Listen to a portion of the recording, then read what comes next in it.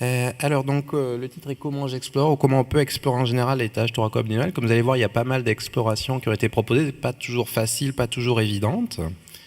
Je vais juste avoir une petite diapo sur mes liens d'intérêt. L'électromyogramme du thorax et de l'abdomen a une réputation d'être plus difficile que celui des membres, et c'est quand même vrai, on ne peut pas faire la même chose qu'on peut faire au niveau des membres, mais il peut être utile dans quelques situations cliniques, notamment lorsqu'il y a un problème respiratoire pour explorer le nerf phrénique, voire le diaphragme lui-même, dans un contexte de décollement de l'omoplate, et aussi dans un contexte de SLA, parce qu'il y a quand même quelques muscles dans le territoire thoracique qui sont intéressants à explorer. Alors je toucherai un mot aussi de quelques explorations un peu plus anecdotiques qui sont quand même assez difficiles à faire, mais c'est bien de savoir qu'elles existent. Alors tout d'abord le nerf phrénique, donc c'est un nerf qui est issu de C3, C4, C5 qui va descendre dans le médiastin pour innerver un hémidiaphragme. Donc il y a deux nerfs phréniques qui innervent chacun une moitié du diaphragme, qui peut être touché soit d'un côté unilatéral, généralement soit par une inflammation de type Parsonage-Turner, soit par une compression dans le contexte de chirurgie, ou par une tumeur, soit au contraire dans une pathologie un peu plus générale, diffuse, comme une polyneuромyopathie de réanimation, une myasthénie ou une myopathie. Alors comment on va faire ce diaphragme? Donc je le rappelle quand même comment on fait, parce que ce n'est pas tous les jours qu'on a l'occasion de le faire. Donc la stimulation, comme vous pouvez le voir, est le plus classiquement faite derrière le sternocleidomastoïdien, en prenant soin quand même de remonter pour ne pas être tout à fait sur le point d'arme, parce que sinon on peut stimuler le muscle pariétal, comme on va le voir après. Il y a une autre localisation qui est parfois proposée entre les deux chefs du sternocleidomastoïdien. Le recueil va se faire en transcutané via des électrodes positionnées comme suit. Donc l'anode va être positionnée un peu au-dessus, quelques centimètres de l'appendice xiphoïde. Et à partir de là, on va aller le long du rebord costal, mesurer 16 cm environ pour placer l'électrode cathode. Alors parfois, certains peuvent mettre la cathode ici, ça a été décrit aussi, mais c'est quand même ici qu'on place le plus souvent les électrodes de recueil. Donc quelles sont les normales? Alors j'ai mis tout un tableau sur les différentes normales selon l'âge dans le chapitre. Si on veut essayer de résumer un peu, on pourrait prendre comme normale une amplitude supérieure à 0,46 mV lorsqu'on demande aux patients d'inspirer, de se bloquer un peu en inspiration, parce qu'on va avoir une réponse plus forte dans ce cas-là. Si au contraire on enregistre en expiration, la réponse va être un peu moins forte, et donc ce sera plutôt une normale de 0,33 mV. La latence va être assez allongée. Naturellement, c'est normal en gros jusqu'à 8 millisecondes. Alors ce qu'il faut principalement faire attention, c'est l'activation des muscles pariétaux. Si on se rapproche un peu trop du point d'herbe et qu'on commence à stimuler le plexus brachial, donc comme on peut voir ici, une stimulation, la courbe en haut du diaphragme, versus une stimulation si on allait trop près du point d'herbe en bas. Tout de suite, on va voir apparaître une réponse beaucoup plus ample avec une latence nettement inférieure qui va masquer la réponse du diaphragme. Et donc, il faut faire attention de ne pas prendre cette réponse-là pour celle du diaphragme, ou de ne pas masquer quand même la réponse du diaphragme en stimulant le plexus. Comment est-ce qu'on va interpréter cette stimulodétection du nerf phrénique? Alors, si on a une bonne réponse des deux côtés qui est complètement normale, on est plutôt rassuré, il n'y a probablement pas de problème nerveux ou musculaire. Si on a une réponse anormale clairement d'un côté, et qu'en plus ça corrèle à la surélévation de la coupole diaphragmatique du même côté à la radio, là aussi, on peut conclure avec une relativement bonne certitude qu'il y a un problème nerveux. Il n'y a probablement pas de problème musculaire, sinon ce serait les deux côtés du diaphragme qui seraient touchés. Donc il y a probablement un problème au niveau d'un nerf phrénique, soit Parsonage, soit chirurgie. Et c'est généralement le contexte qui donne la réponse. Ce qui va être plus embêtant, c'est si on n'a eu aucune réponse ou une mauvaise réponse des deux côtés. Donc là, est-ce que c'est un artefact qu'on n'a pas bien stimulé, ou au contraire, il y a vraiment une pathologie? Et s'il y a vraiment une pathologie, est-ce que c'est une pathologie neuropathique diffuse ou musculaire? Donc c'est deux questions auxquelles il va être un peu difficile de répondre. Alors c'est dans ce cas-là, à mon avis, que peut se poser la question de l'examen à l'aiguille du diaphragme. Dans les deux premières situations, ce n'est pas vraiment nécessaire de prendre le risque de faire l'examen à l'aiguille, mais dans la dernière situation, ça peut peut-être apporter un plus pour différencier vraie anomalie versus artefact et atteinte neurogène versus myogène.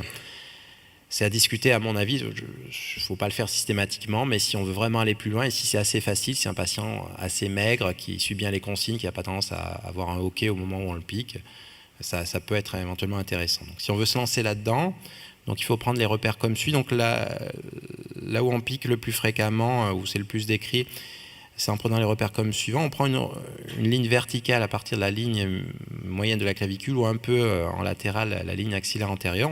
On continue cette ligne verticale jusqu'à arriver au rebord costal. On va prendre l'espace intercostal qui est le plus bas sur cette ligne-là. Et une fois qu'on a l'espace intercostal, on va piquer ici dans le point le plus médial de cet espace intercostal. Donc c'est ce qui a été le plus décrit, en sachant qu'il y a quelques autres auteurs qui ont décrit une fois carrément en passant sous le rebord intercostal, comme ici on voit latéraux-xiphoïdien. Si on suit cette voie-là, normalement, on devrait passer sous la plèvre. Alors, comme c'est représenté ici, le poumon va descendre jusqu'à cette ligne ici, en gros. Cette ligne grisée va représenter l'endroit où il y a seulement de la plèvre et pas de poumon. Et lorsqu'on est en dessous de la ligne grisée ici, normalement, on n'a ni plèvre ni poumon, donc il y a peu de risque de faire un pneumothorax. D'après des études, il y aurait moins de 0,5% de risque de faire un pneumothorax. Ce serait même inférieur lorsqu'on pique le muscle dentelé. Donc lorsqu'on va piquer, on se demande toujours quelle profondeur il faut que je pique. Est-ce que je ne vais pas me retrouver quand même dans la plèvre, le poumon ou dans l'abdomen? Alors il y a des gens qui ont essayé de faire des équations pour savoir quelle est la profondeur à laquelle on doit piquer. J'ai indiqué dans le chapitre une équation un peu complexe en fonction de l'IMC. Si on veut retenir quelque chose de plus grossier mais de plus simple, on peut se dire qu'il faut aller jusqu'à la côte, franchir la couche graisseuse, et après, une fois qu'on est arrivé à la bordure extérieure de la côte, ce sera entre 0,25 et 1,48 cm après. Le diaphragme lui-même se repérera parce qu'il s'active lors des inspirations normales, peu profondes, tandis que les muscles intercostaux qu'on peut être amené à transverser vont s'activer uniquement lorsqu'il y a des inspirations vraiment profondes. Alors, est-ce qu'il y a des indications un peu spéciales dans lesquelles l'étude du nerf phrénique a été recommandée? Oui, c'est principalement 3 indications. Le Guillain-Barré, où il y aurait une corrélation faible entre le risque de développer une insuffisance respiratoire s'il y a une atteinte du nerf phrénique, mais la corrélation n'est pas retrouvée par toutes les études. La SLA, ça pourrait être intéressant aussi parce qu'il y a probablement quand même plus de risques de développer une insuffisance respiratoire rapide si le nerf phrénique ne répond pas bien. Et la myasthénie, il y a une étude dont j'ai mis la référence qui était très optimiste sur le fait de détecter une myasthénie après une insuffisance respiratoire en faisant des stimulations répétées. Bon, c'est quand même assez délicat, j'ai essayé une fois ou deux, je ne suis pas bien arrivé, mais peut-être si vous avez un patient très compliant que vous arrivez à bien repérer le nerf phrénique, peut-être vous lancer dans des stimulations répétées. Alors, deuxième contexte qui peut être intéressant, le décollement de la scapula. Alors donc j'ai mentionné un tableau qui résume les principales causes de décollement de la scapula. Donc à mon avis, si on peut faire simple, 3 causes, dont 2 principales d'atteinte focale. L'atteinte du nerf thoracique long ou du muscle dentelé, l'atteinte du nerf spinal accessoire qui donne une paralysie du muscle trapèze, et cette troisième cause qu'on oublie souvent, mais qui peut aussi donner un décollement qui ressemble à celui du muscle spinal, qui est celui de l'atteinte du nerf dorsal de la scapula, et qui donne une paralysie des muscles rhomboïdes qui va ressembler à l'atteinte du nerf spinal. Donc il y a quelques caractéristiques cliniques qui vont aider à faire la différence entre atteinte plutôt thoracique long, muscle grand dentelé versus spinal et muscle trapèze, notamment si le décollement est vraiment bien visible, qui prédomine au niveau du bord interne de la scapula, qu'il est augmenté lorsque le patient appuie avec les bras tendus contre le mur, c'est plutôt le thoracique long. Si au contraire il est majoré plutôt par l'abduction des bras, que le décollement est moins visible, et que la scapula va plutôt aller vers l'extérieur et vers le bas, c'est plutôt une atteinte du spinal accessoire et du trapèze. Avec ce signe intéressant, dans le cas d'atteinte du spinal accessoire et du trapèze, il y a notamment une atrophie du trapèze homolatéral avec un coup de hache sur la partie supérieure de l'épaule, qui est souvent le signe le plus visible. Le nerf dorsal de la scapula, c'est un peu le petit frère du nerf spinal accessoire, ça va souvent ressembler à l'atteinte du nerf spinal, mais il n'y aura pas forcément d'atrophie du muscle trapèze. Donc voici un exemple, donc plutôt une atteinte du nerf thoracique long du grand dentelé avec un décollement qui est visible mais moyennement au repos, qui va se découvrir avec un décollement qui prédomine sur le bord interne de la scapula lorsque le patient appuie avec les bras tendus devant lui contre un mur. Alors ne pas oublier aussi, on parle du nerf, mais qu'il peut y avoir des décollements de la scapula liés à une atteinte musculaire, notamment dans le cas d'une myopathie FSH. Le décollement n'est pas forcément évident, il va soit être asymétrique si c'est une FSH, ça peut aider, bilatéral asymétrique, plus une atrophie d'autres muscles de la ceinture scapulaire, avec une préservation du deltoïde. Et il peut y avoir aussi des décollements de l'omoplate assez bénins, en fait, qui sont une petite déformation de l'articulation, et qui, en fait, il y a un décollement qui persiste au repos et à la contraction, mais qui est bénin, en fait, donc il ne faut pas forcément s'acharner à rechercher une cause nerveuse ou musculaire. Alors qu'est-ce qu'on peut faire à l'EMG pour explorer, une fois que grâce à la clinique on s'est orienté plutôt vers tel ou tel type d'atteinte, nerveuse, musculaire, autre. Donc le muscle dentelé antérieur qui est innervé par le thoracique long qui est représenté ici va partir du bord interne de la scapula et va étendre ses digitations sur les côtes. On peut le piquer sur la ligne axillaire médiane environ en repérant bien la côte pour piquer un regard de la côte. Il ne faut surtout pas passer entre les côtes, sinon on va arriver dans le poumon. Donc comme je dis, il y a quand même un risque de pneumothorax qui est peut-être même supérieur à celui du diaphragme, mais normalement, si on a bien pincé l'espace intercostal et qu'on pique entre ces deux doigts, il y a quand même moins de risque. Et on va demander au patient d'activer, notamment en poussant devant lui contre soi ou contre un mur pour activer le muscle. Alors on peut aussi, en stimulant par ici, en recueillant à l'aiguille, avoir une latence qui peut être utile pour voir s'il y a une démyélisation. Il y a un recueil par aiguille, par électrode transcutanée qui a été décrit, par électrode cutanée. Bon, c'est quand même un peu difficile, il y a souvent beaucoup d'artefacts, mais ça a été éventuellement décrit. Alors, le muscle trapèze, il est facilement stimulable. Armel en parlait tout à l'heure pour la stimulation répétitive. Je n'ai pas reparlé de la stimulation répétitive, mais on peut le stimuler lorsqu'il y a un décollement de l'omoplate. En recueillant un transcutané, on peut le piquer ici. Donc même s'il est assez fin, comme on en parlait dans le cours d'anatomie ce matin, il peut quand même être piqué ici en faisant attention aux autres muscles, le sus-épineux, l'élévateur de la scapula. Donc vous voyez sur l'image anatomique, le trapèze supérieur qui vient ici. Et le muscle rhomboïde, donc il va aller du rachis jusqu'à la scapula. Il peut être piqué aussi en prenant garde de bien traverser le trapèze pour être assez profond et dans le muscle rhomboïde. Donc globalement, j'essaie d'avoir, lorsque j'ai un décollement de la scapula, une évaluation anatomique assez précise pour voir si c'est plutôt myogène, plutôt de type de décollement lié à un dysfonction du muscle dentelé antérieur ou plutôt du muscle trapèze. Après, je vais quand même piquer systématiquement les trois muscles du côté homolatéral, trapèze, dentelé et rhomboïde. Donc, il va peut-être y avoir une dénervation dans un muscle qui va m'aider. Et après, je vais insister un peu plus sur le muscle le plus suspect avec la clinique et avec les premiers résultats de l'examen à l'aiguille. Peut-être en faisant une stimulation électrique avec un recueil à l'aiguille, ce qui est assez simple. Alors je me lance rarement dans la stimulation électrique avec recueil par électrode cutanée, sauf dans le trapèze, qui est assez facile à faire. À ce moment, on peut faire une comparaison d'un côté par rapport à l'autre, ce qui peut renforcer l'hypothèse d'une pathologie unilatérale. Il ne faut pas oublier, à mon avis, si on soupçonne une atteinte possible radiculaire C5, C6, une atteinte plexuelle, de faire quelques nerfs sensitifs du membre supérieur homolatéral et de piquer quelques muscles innervés aussi par C5, C6. Sur le membre supérieur pour le diagnostic différentiel. Est-ce que c'est une atteinte du nerf thoracique long? Est-ce que ce n'est pas plutôt une atteinte C5, une atteinte du tronc primaire supérieur du plexus? Il ne faut pas oublier non plus la possibilité d'une atteinte myogène ou d'une atteinte mécanique.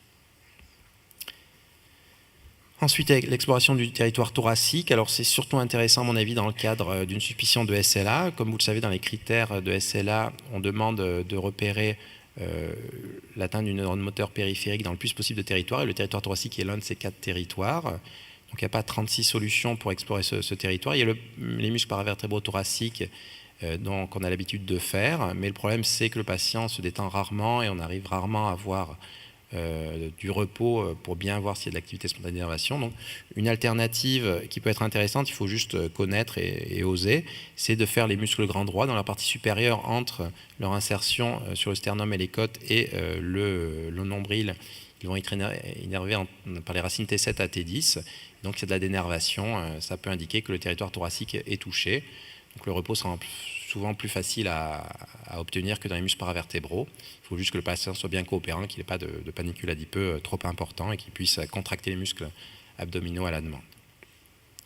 Alors la recherche d'une névralgie intercostale est souvent difficile à faire, donc il y a des explorations qui ont été décrites où on recueille en transcutané ou avec l'aiguille les muscles intercostaux, mais bon, c'est quand même assez difficile et je pense qu'il faut retenir quand même que l'EMG va être souvent mis en échec si on recherche une névralgie intercostale.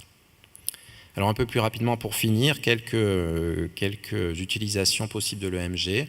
Le nerf suprascapulaire qui peut être atteint de façon isolée, soit avant qu'il arrive à la scapula, soit lorsqu'il passe derrière l'épine de la scapula par un petit kyste. Donc on peut l'explorer à l'aiguille, les deux muscles qui l'innervent, le muscle supraépineux et surtout le muscle infraépineux qui va permettre d'explorer dans toute la longueur du nerf. Donc c'est intéressant en cas d'atteinte isolée, mais à mon avis c'est encore plus fréquemment intéressant comme nerf qui est issu du plexus, et donc pour voir si, lorsqu'il y a une atteinte du membre supérieur, si c'est une atteinte du plexus qui remonte jusqu'au plexus, c'est encore plus intéressant dans ce cadre-là de piquer les muscles sus et infraépineux. Donc comme indiqué ici, il suffit de repérer l'épine de la scapula, repérer le milieu, de piquer un peu au-dessus ou un peu en dessous en passant bien le trapèze. Alors le nerf thoraco-dorsal, son atteinte est vraiment exceptionnelle, mais peut se voir dans certaines chirurgies. Donc c'est un petit nerf qui part du plexus brachial, du faisceau postérieur, qui va innerver le muscle thoraco-dorsal, qui est un gros muscle qui va servir à l'adduction et à la rétropulsion du bras. Donc si on a une suspicion d'atteinte de ce muscle, notamment dans le cas d'une chirurgie thoracique, chirurgie mammaire qui a éventuellement pu léser Ce nerf, il suffit de piquer dans ce muscle qui constitue la berge postérieure de l'aisselle et on va voir s'il y a des nervations. Éventuellement, on peut même stimuler le point d'air, mais souvent l'examen à l'aiguille suffit. Et pour finir, le territoire lombaire haut, si on continue à descendre un peu vers le bas, sur l'ordre général. Donc il y a plusieurs petits nerfs qui sont quasiment sensitifs purs, comme le nerf ilio-inguinal et ilio-hypogastrique, qui peuvent être lésés en cas de chirurgie abdominale. Si le chirurgien a coupé la paroi de l'abdomen, il a pu couper ce petit nerf, ce qui va donner des dysesthésies, des picotements, un peu comme le nerf fémoro-cutané, mais au niveau de la partie basse de l'abdomen. En fait, chacun de ces nerfs a une petite zone, en gros au niveau de l'aine et de l'hypogastre, et ça peut donner des dysesthésies dans ce contexte-là, qui peuvent parfois être gênantes et qui peuvent parfois répondre à une infiltration au niveau de l'épinillecte antéro-supérieur, pas loin de l'infiltration du nerf fémoro-cutané. Alors, des explorations EMG ont été décrites, bon, à mon avis assez peu fiables, mais il faut quand même éventuellement savoir que ça existe. Si on a vraiment un patient maigre qui peut se prêter à plusieurs explorations, on peut peut-être tenter quand même. Donc, comme il y a un tout petit contingent moteur du nerf ilio-hypogastrique qui vient innerver la partie toute terminale des muscles grand droit, on peut stimuler juste latéralement à l'épinillecte antéro-supérieur et recueillir en transcutané ou à l'aiguille dans la partie toute inférieure du muscle grand droit de l'abdomen et comparer un côté par rapport à l'autre. S'il y a une différence du côté où il y a des dysesthésies, ça peut être un argument en plus pour une atteinte de ce nerf. Voilà, en conclusion, le territoire thoraco-abdominal, c'est un territoire moins facile que les membres, mais je pense qu'il y a quand même quelques cas où utiliser sa machine EMG là-dedans, ça peut être intéressant, notamment si on veut explorer le nerf phrénique dans le cadre de problèmes respiratoires. Si on a un décollement de l'omoplate en joignant clinique et exploration EMG, et la SLA où on nous réclame d'explorer le territoire thoracique pour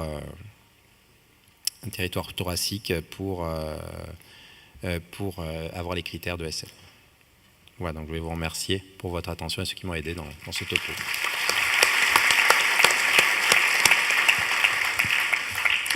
Merci Jean-Baptiste pour cette revue de techniques peu habituelles. Des questions ? Pour l'exploration du trapèze, il n'y a pas un intérêt à explorer les autres chefs plutôt que seulement le chef supérieur? Est-ce que vous le faites Alors j'ai vu que certains exploraient le trapèze moyen ou inférieur en piquant un peu plus bas, un peu comme le rhomboïde mais en moins profond. Alors je fais rarement en fait, parce que généralement j'arrive quand même à avoir le trapèze supérieur, je ne suis pas sûr que ça change grand chose. Peut-être si on a un doute sur le trapèze supérieur, ça peut être intéressant, mais en pratique le trapèze supérieur me semble suffire. C'est théoriquement possible à faire.